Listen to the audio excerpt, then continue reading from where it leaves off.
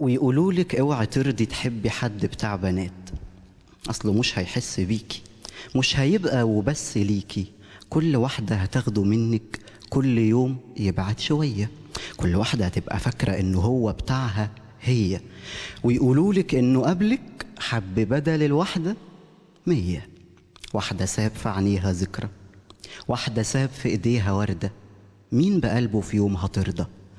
ويقولوا لك عينه زيغة، وانه عايز واحدة باردة، ويقولوا لك اصله سوسة، واستحالة في مرة تلقي اي حاجة في وشه باينة، ويقولوا لك يا اختي اصل كلهم رجالة خاينة، ويقولوا لك ويعدوا لك ما تخافيش لو مهما قالوا، طمني يا حياتي قلبك، مش خلاص حبيتك انتي، مش خلاص طبيت في حبك، عارفة لو فكرتي ثانية صدقيني هتعرفي يعني ايه كلمة بحبك.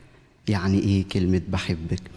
يعني مهما بشوف قصادي انتي بس اللي في عيني، يعني اسمي بحبه لما تندهي بصوتك علي، يعني اقوم على الفجر اصلي وادعي انك تبقي ليا وابقى طاير من الفرح لو معاكي رغيت شوية، مش بحس باني عايش الا لحظة ما ابقى جنبك.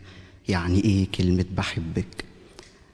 يعني لما تكلميني ببقى نفسي احضن موبايلي، يعني خصمك بس برجع لو بنظرة يدوب تحايلي، يعني ما اضحكش الا لما عيني بتشوفك ضحكتي، وابقى صوتك لو سكتي، وابقى فاكرك مهما غبتي، يعني اصلا مت فيكي وانتي بس في قلبي عشتي، مش بحس باني عايش الا لحظة ما ابقى جنبك.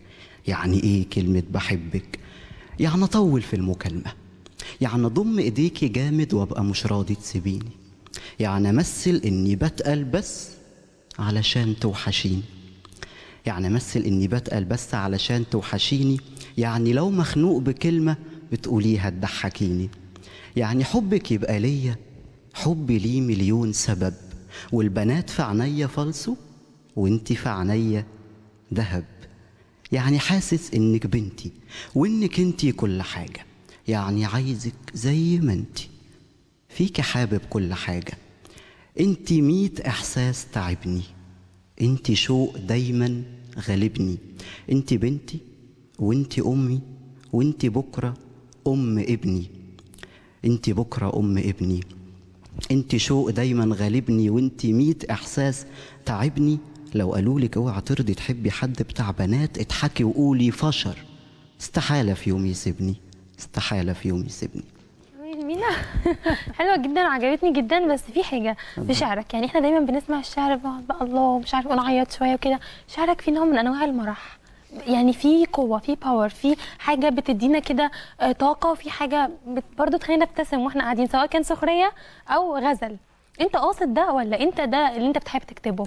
جدا، يعني انا بحب الشعر طبعا، عشان كده ما كنتش كتبته. كنت كل ما اسال حد انت بتحب ايه بتحب الشعر او كده، يقول لي لا بحس انه حاجه رخمه كده وتقيله بقى وما بنسمعهوش. فلما ابتديت اكتب حاولت اغير شويه في الفكره دي، لو اكتب حاجه بسيطه قوي بحيث ان حتى لو اللي بيسمعها ما عاش الموقف ده يحسها.